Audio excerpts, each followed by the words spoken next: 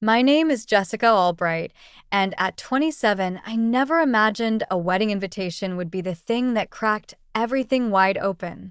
Sitting at my kitchen counter with a mug of cold coffee and that ivory envelope in my hand should have felt nostalgic or at least amusing. Instead, it felt like a trap, like the past had found my new address and slipped itself under my door. I can still hear her voice from that night we stayed up talking. I would never let someone hurt you and get away with it.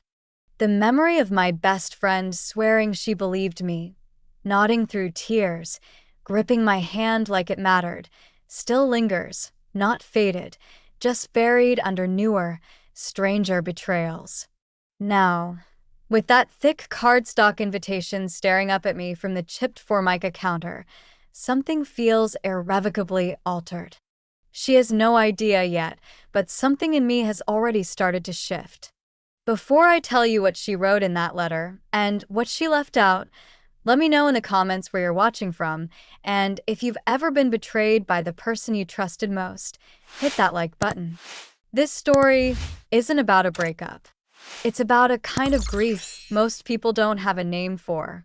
The first time I met Aaron, he held the door open for both me and Emily at the campus library. He wore one of those smug Columbia hoodies that signaled more money than personality, but she laughed and said, "You're welcome, mister." Chivalry. And he looked at her, not me, when he grinned.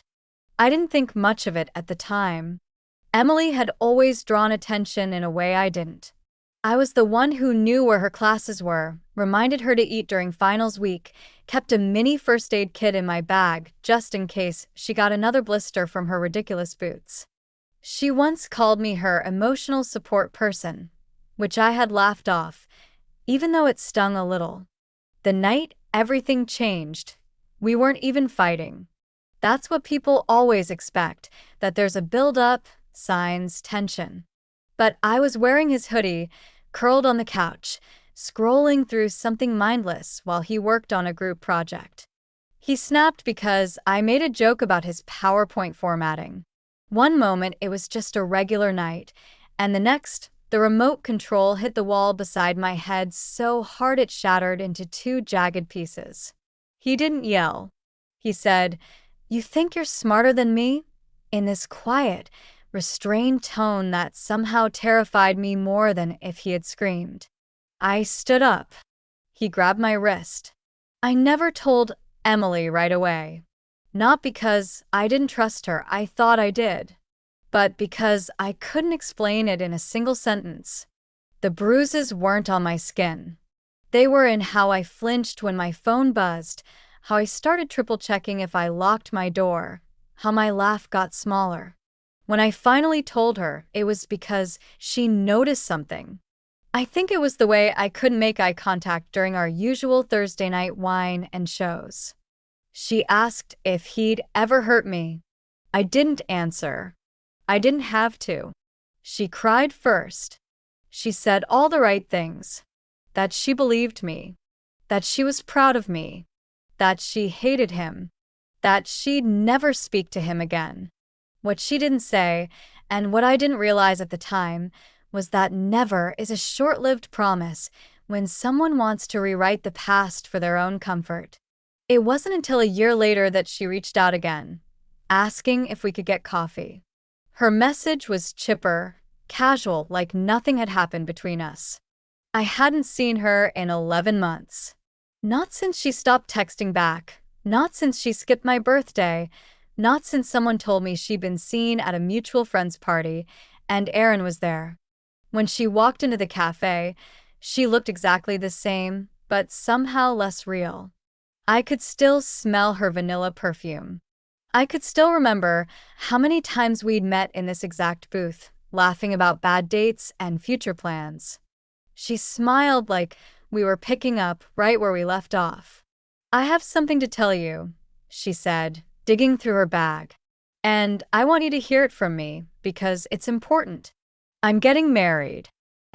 There was a pause. Then she slid the invitation across the table like it was a peace offering. "To Aaron," she added, as if the name wouldn't hit like a gut punch. I know it's complicated, Jess, but I wanted you to hear it from me. I thought you'd want to know. I didn't touch the envelope. I didn't say anything at first because if I had, I would have screamed. She looked relieved, mistaking my silence for understanding. She even reached for my hand, the same hand she'd once held when I told her how afraid I'd been. I pulled mine away. I told you everything, I said quietly but not kindly. Everything he did. And you're marrying him? She blinked, caught off guard. People change, Jess. He was in therapy. He told me everything that happened. He feels horrible about it. He told you what happened? I echoed, my voice sharper now. Or, he told you his version? That was the moment something in her face shifted. Not guilt, not shame, but defensiveness. I'm not taking sides, she said. I'm trying to build something good out of a bad situation. That doesn't mean I don't love you. But it did. Maybe not in words, but in action. Because love doesn't look like sending an RSVP card to someone you know still jumps when the doorbell rings. Love doesn't mean rewriting my pain into a footnote on her new chapter. She left before I did. The envelope stayed on the table. I stared at it for a long time, then finally opened it with fingers that trembled, not from grief, but from disbelief. Her name. His. A date in September. A beach venue. A small note at the bottom. No plus ones unless discussed. As if I was going to show up alone, like some warped version of support. I didn't cry until I got home. And even then, it wasn't for him. It was for her. For the girl who used to braid my hair and whisper, "You're stronger than you think." For the woman who now saw my pain as inconvenient, as negotiable. And yet, part of me still wants to believe she's not lost. That there's some version of Emily still inside her, the one who meant it when she said, "I believe you." But right now, all I see is someone who used my story to justify her silence. Something tells me this wedding won't go the way she thinks it will. And neither will the story she's been telling herself about what happened between us. The text came in just before midnight, and for a second I thought it was a mistake. It was a photo, not of her in a dress, not even of them together. It was a snapshot of the wedding venue being set up, soft string lights, white folding chairs, flower arrangements in mason jars. Beneath it, she typed, "Wish you were here to see it come together. No puntuación." Just that flat sentence, like she hadn't just invited me to bear witness to her betrayal one more time. I didn't respond, but I couldn't sleep either. At 2:12 a.m. I found myself scrolling through their wedding website. I shouldn't have looked, I know that now. But curiosity is a form of grief, too. Their story section had a little paragraph titled, "How We Met," and in it, she had written that they reconnected organically after college and bonded over hard lessons learned. Not a single mention of what those lessons were. Not a word about the pain that had been mine to carry. She had airbrushed the past until it was palatable enough to serve with hors d'oeuvres. The worst part was the guest list. Her cousin Megan had forwarded it to me a few days earlier, unsure if I knew. "I thought you two weren't speaking," she wrote. Also, Aaron? Really? I scrolled through names like a bad dream. People who had hugged me after everything happened. People who had texted, "That's awful, I'm so sorry," when I finally told them. Now RSVP'd for his big day. I felt like a ghost watching the living forget me in real time.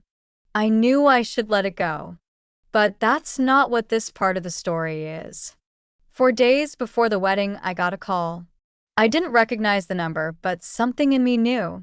I answered. It was her. Emily. Her voice sounded too casual for what she was asking. "Hey," she said, like we'd just missed each other at brunch. So, I know things are weird, but I wanted to ask, would you come? Just for the ceremony? It would mean a lot to me. There was a long silence. I waited for her to fill it with a reason. She didn't. You want me there, I said slowly, at the wedding of the man who bruised me. Because it would mean a lot to you. I want the people who've known me the longest to be there, she said. You are my best friend, Jess. You still matter to me. I held the phone tighter. Doi. Because if I did, I wouldn't be getting this call. She sighed, one of those exasperated, wounded sighs that meant she wanted me to comfort her. I'm trying to do the right thing, she said. The right thing for who? That stopped her. For a moment, I thought she might finally say something real. But instead, she whispered, I thought you'd at least be happy for me. And that was the line. That was the moment it all cracked. I stood there in my hallway, phone still warm in my hand, knowing that there wasn't a version of this story where she could keep both of us. And she'd made her choice. I didn't go to the wedding, but I watched it. Someone posted a video on Facebook, a live stream, shaky and full of wind noise. I saw her walk down the aisle in a sleeveless lace gown, smiling like it was any other Saturday. Aaron stood at the altar in a navy suit, looking solemn and practiced. When the officiant asked if anyone had a reason they shouldn't be wed, no one spoke. But I remember thinking, silence isn't consent. Silence is survival. Then came the part no one warned me about. A friend of his, a groomsman named Caleb, posted a set of photos to Instagram the next day. One of them was taken during the reception mid-speech. Emily stood at the mic, beaming. Aaron sat at her side, laughing. The caption read, From pain to power, these two are proof that love heals. I stared at that caption until my eyes blurred. Proof of what, exactly? That if you rewrite the past well enough, no one questions the ending? That if the victim stays quiet, everyone gets to move on? A week later, I ran into one of our mutual friends, Devin, at the grocery store. He gave me that look people give when they think they're walking on someone's grave. Hey, he said cautiously. I saw / everything. I don't even know what to say. You don't have to say anything, I replied. He paused, then added, It's just. She always said she admired your strength. I didn't think he stopped himself. Anyway, I hope you're okay. I almost laughed. Not because it was funny, because it was absurd. That night, I pulled out the journal I hadn't touched in months. I opened to a blank page and wrote. She didn't know. She always knew. She just decided it didn't matter anymore. And that truth hurt more than anything Aaron ever did. Let me ask you something and be honest. If someone handed you a life you wanted, but you had to walk across someone else's broken body to get it, would you pretend not to feel the bones cracking under your feet? Because she did. And the real question isn't whether I'll ever forgive her. It's whether she'll ever stop lying long enough to admit she knew exactly what she was doing the whole time. I didn't leave my apartment for 2 days after the wedding. I told work I had a stomach bug, muted every group chat, and let the dishes pile in the sink until the sour smell made it impossible to ignore. On the third morning, I sat cross-legged on the floor with my phone and started deleting photos. Not just of him. Not just of her. All of it. Concerts, birthdays, weekends at the lake, blurry selfies from dorm rooms. It felt petty. But it also felt like the only power I had left. Each swipe was a small erasure, a controlled burn. But grief has a way of finding you in the spaces you don't think to guard. At the pharmacy that Friday, waiting for a prescription, I heard someone call out, Jess? I turned around before thinking. It was Claire, a girl from our old friend group, someone I hadn't seen since Emily's engagement dinner. She walked toward me slowly, like She wasn't sure if she should.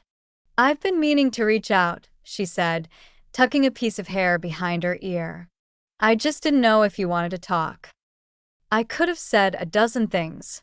I settled for, "There's not much to say." Claire looked uncomfortable. "Emily told us. I mean, she said it was complicated. That you two had a falling out." That word, falling out, rang in my ears. As if we'd just drifted. As if what happened could be flattened into something mutual and benign. "She said that?" I asked. Claire nodded. "She didn't go into detail. Just that you were upset, and she didn't want to make it worse. But honestly," she glanced around, then lowered her voice, "I didn't know until after the wedding what he did. Someone mentioned it. Quietly. I thought it was just rumors." I didn't answer right away. Then I said, "It wasn't." Claire nodded again, slowly this time. "I believe you." And while that should have meant something, all I felt was exhaustion. It was too late now. The silence had already done its damage. I paid for my prescription and left without saying goodbye. That weekend, I made a list. Not of names, but of places. Coffee shops, parks, corners of the city where memories clung like mildew. I marked them on a paper map with red X's. Then one by one I went to them. Stood there. Waited. Let whatever came up, anger, sadness, nothing come. Then I left. It wasn't a ritual. It wasn't healing. But it was movement. One afternoon, I stopped by the bookstore near campus, the one where Emily and I used to spend hours pretending we were cooler than we were. I hadn't been inside in years. A new barista was behind the counter. No one knew me. I bought a novel I didn't need and sat near the back, listening to the low hum of conversations that didn't include me. At the next table, two girls, maybe 20, maybe younger, were talking about red flags. One said, "If he ever checks your phone without asking, run." They laughed.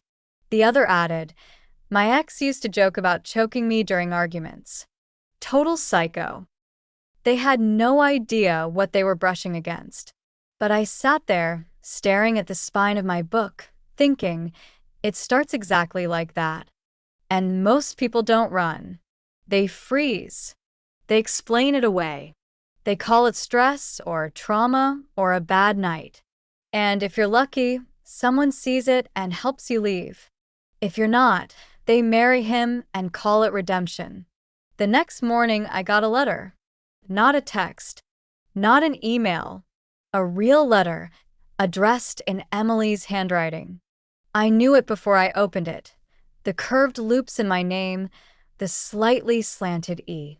My hands didn't shake this time. I sat on the couch and read it aloud, just to hear the words fill the space. She wrote that she was sorry. That she never meant to hurt me. That she didn't know how to reconcile the man she loved with the one I described. That it was too hard to hold both truths at once. She said she hoped I could one day understand why she made the choices she did. That she missed me. Nowhere in the letter did she say she believed me. She used words like your experience and what you went through as if they were abstract, untouchable things. As if they didn't live in my body every day. She asked if we could meet. Just once. To talk. I didn't answer. But I didn't throw it away either. Instead, I put it in a drawer. Next to the police report I never filed. Next to the screenshots I'd taken of bruises that didn't show up well on camera. Next to the notes I wrote during the week I stayed at a hotel, afraid he'd find me before I figured out where to go. People say healing is linear. That's a lie. Healing is circular. You go back to the same places again and again, hoping they look different. Sometimes they do. Sometimes they look worse. But once in a while, you catch a glimpse of yourself, not as you were, not as you're supposed to be, but as someone surviving. There's still more to tell. What happened when I stopped being quiet? What happened when the story started to spread in ways she couldn't control? But for now, I'll say this. You can't lose a best friend who already chose to unsee you. You can only survive the silence they left behind. And if you've ever been told that your story was inconvenient, tell it anyway. Someone needs to know they're not alone. The courthouse was beige and brutal, built like it had something to prove. I sat in the back row of the third-floor civil hearing room, staring at the floor tiles, trying to keep my breathing even. The summons had come quietly, a bland envelope left at my door one morning, tucked between a circular and a real estate flyer. Inside, a request for sworn testimony. Not criminal, not even public. Just a private deposition for a civil complaint Aaron had filed in a separate case, where someone else, someone braver, had stepped forward, too. They needed a pattern, they said. A record. And I was one. I almost said no. It wasn't until I read the attached affidavit, the one where he described our relationship as emotionally volatile, mutually combative, and resolved without incident, that something inside me snapped. He wasn't just lying. He was rewriting me again. And this time, I wasn't going to let him. The room was cold. I wore a navy blazer I hadn't touched in years and a pair of slacks I borrowed from Claire. She'd offered without asking why. "Whatever you need," she said, handing them over. "Just don't let him talk over you." When they called my name, I stood. My legs worked. I walked to the table, sat down, raised my right hand, and swore. What followed wasn't dramatic. No gasps, no crying, just questions, Dates. descriptions. Had he ever touched you in anger? Yes. When? September 9th, 2018. Where? My apartment. What did he do? He grabbed my wrist, shoved me into the wall. Did he leave marks? No visible ones. Had you been arguing? No. Not until after. Did you report it? No. Why not? I answered that one slowly. Because I thought no one would believe me. The court recorder's fingers never paused. Just a soft clacking rhythm behind the silence. When it was over, they thanked me and dismissed me. I walked out past a group of strangers, past a bailiff on his phone, past a bulletin board covered in outdated flyers. The world looked exactly the same, but something inside me wasn't. I didn't cry until I got home. Not because I was sad, but because I hadn't realized how much of myself I'd been holding back just to function. I lay on the couch for hours that night, still in my court clothes, the blazer bunched under my head like a shield I no longer needed. The next morning, Emily called. I watched her name light up my screen and let it ring. She called again, and again. Then a text. "I heard you testified. Please call me. I need to talk to you." I didn't respond. 3 days later, she showed up. She knocked. Not hard. Not timid either. I opened the door because I wanted to see what her face would do. She looked thinner, tired, but not broken. "Can I come in?" she asked. I stepped aside. She walked in like it still felt familiar, like she belonged. "I didn't know," she said quickly, "about the case, about any of it. I swear to you, Jess, I didn't know what he was still." "You didn't ask," I interrupted. She blinked. "What? You didn't ask?" "Not when you started dating him. Not when you got engaged. Not when I told you what he did. You just decided it was easier not to know." Her voice rose. "That's not fair. I believed you. I just didn't know what to do with it. You married him. I loved him." I shook my head. "No, you chose him. There's a difference." She went quiet then. The silence hung heavy. I watched her take in the room. The unopened mail on the counter, the half-empty teacup, the soft evidence of a life still being lived. Finally, she whispered, "I think I made a mistake." I didn't answer, because I wasn't going to be her absolution. She stayed a few minutes longer, offering half apologies, half confessions. How things had shifted since the wedding. How he'd been cold, distant. How another woman had come forward. How she'd started remembering things I'd told her, and how they'd stopped sounding unbelievable. Before she left, she looked at me and asked, "What do I do?" This time, I was the one who didn't speak. She walked out the door without a goodbye. Weeks passed. The case moved forward. I gave them copies of the texts I'd saved, the notes I'd written. I spoke to lawyers. I answered more questions. I learned how to describe pain without flinching. And slowly, people started talking. Not just to me, to each other. Friends who had stayed neutral now called to apologize. Acquaintances messaged to say they'd seen things, but hadn't understood. Someone from Emily's bridal party, a girl I barely knew, sent me a long message that ended with, "I didn't know how to stand up then, but I see it now." Emily never called again. I heard she moved out. I don't know where. I don't ask. Because now I understand. Some people don't come back. And some people shouldn't. What matters is this: I showed up. I told the truth. I put my name on it. And for the first time, the silence didn't win. The moment I stepped into the courthouse, I felt the weight of every moment I'd stayed silent pressing down on my chest. It wasn't loud. There was no shouting. Just the sound of low heels on tile and the occasional call for someone's name down the corridor. I had parked 3 blocks away, not because there wasn't parking, but because I needed those extra minutes to prepare. To walk through it.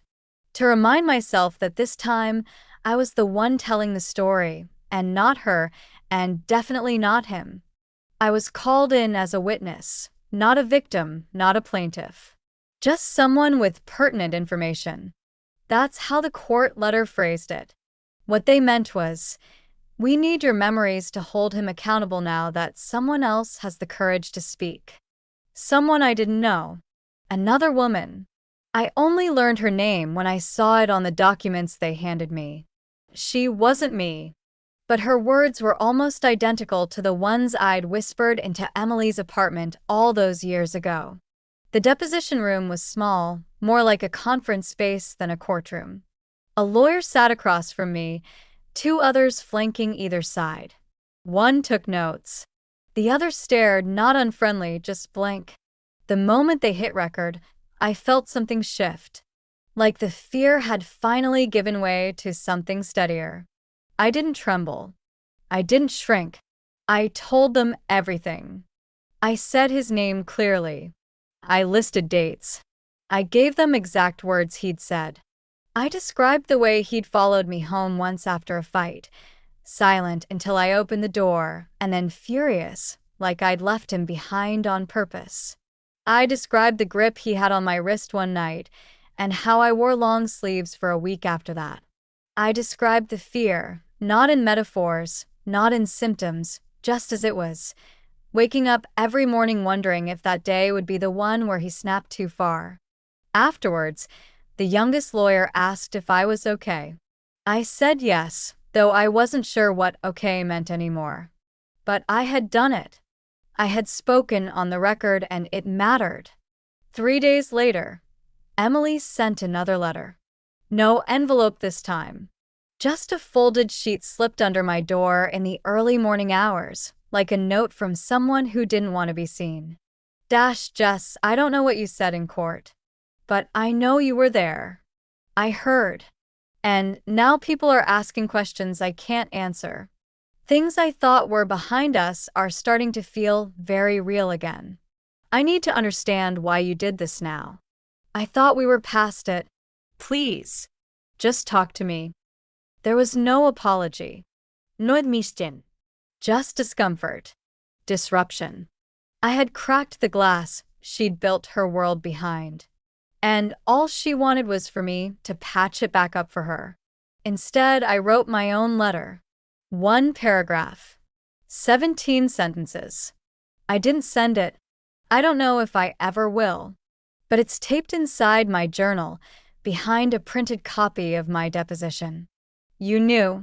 That night I sat on your couch, trembling through each detail like it cost me blood to say it, you nodded. You squeezed my hand. You asked if I was safe now. You said, I believe you. You were the first person I told. The first one who didn't ask what I did to make him that way. The first one who told me I wasn't crazy. And then, a year later, you married him. I don't know what part of that you thought I'd forget. But here's the part you don't get to rewrite. I didn't come forward to ruin your life. I came forward because mine was already gutted. And someone else had to live through it, too. That's why I spoke. That's why I testified. Because silence doesn't protect anyone but the man who caused the damage. And because someone has to break the pattern before it passes to the next girl you don't believe. In the weeks that followed, my world got smaller but sharper. Some friends stopped reaching out. Others returned, cautiously, like they'd been waiting for permission. Claire started coming over on Sundays with groceries and wine. Devin called just to ask how I was sleeping. I told him the truth. Not well, but better. And then came the day when Emily's name was removed from the case documents. Word had spread that she'd moved out. No forwarding address. No formal statement. Just an empty line where her name used to be listed under supporting spouse. No one said what happened. But I didn't need them to. One morning, I passed Aaron on the street. I didn't expect it. He was crossing 7th Avenue, phone to his ear, sunglasses on. I stopped mid-step. He didn't see me. Or if he did, he didn't flinch. He walked right past like I was invisible. But I wasn't. Not anymore. That night, I stood in front of my bathroom mirror, stared at my reflection, and said his name out loud. I said it twice. 3 times. Then I said mine. And this time, his didn't feel heavier. That's how I knew the power had shifted. Not in a courtroom. Not in some dramatic confrontation. But in the quiet moments when his story no longer held mine hostage. When I didn't feel the need to shrink at the thought of him. When I didn't care whether she believed me anymore. I had spoken. I had been heard. And the part of me that once begged to be understood no longer needed an audience. The apartment felt unfamiliar now. Not because anything had changed physically, but because something inside me had. I moved differently. Calmer, maybe. Quieter. The silence wasn't oppressive like it used to be. It didn't echo with unanswered questions or unspoken rage. It just existed. Like I did. One morning, I opened the kitchen blinds without flinching. That was new. For almost 2 years, I'd kept them tilted shut, as if privacy could protect me from memory. But that day, I let the light in, watched it creep across the floor, and didn't move away. I started rebuilding, not everything, just what mattered. I got a different job. Nothing big, just a new office across town where no one knew the past. I brought my own mug, avoided small talk, and slowly found a rhythm that didn't feel like walking a tightrope. The HR director was a woman named Rochelle who didn't ask questions, didn't pry. On my 3rd day, she dropped off a stack of onboarding forms and said, "You're allowed to start fresh," without explaining what came before. It wasn't a profound moment, but I remembered it. I stopped checking Emily's social media. Not as a choice, but as a reflex that finally faded. For months, I had watched her digital life unfold like a soft lie. Filtered smiles, curated captions, a new haircut. I don't know when I stopped caring. I just realized one day that I hadn't looked. And I didn't want to. But the fallout had its own shape. Devin told me that some people still weren't sure what to believe, that they thought maybe I'd exaggerated, that the timing seemed convenient now that a civil case had been filed. I didn't argue. I didn't clarify. I just stopped showing up to places where those conversations might happen. Let them decide. Let them wrestle with their own silence. I had done enough carrying. Some nights were worse than others. I still double-checked the lock. I still jumped when a voice on the street outside matched his tone. But I also stopped apologizing when I spoke too firmly. I started saying no to things without giving excuses. I cleaned out my inbox and deleted every old message that started with, "I didn't mean to upset you, but..." A month after my testimony, I found a photo wedged at the bottom of a drawer. It was from our first spring break, me, Emily, and two others standing on a beach in borrowed sunglasses, arms linked, wind tangled in our hair. I stared at it for a long time, trying to understand the ache in my chest. Not regret, not loss, just the strange grief of seeing yourself happy beside someone who no longer exists in your life. Someone who chose the easy version of events over the hard truth. I almost threw it away.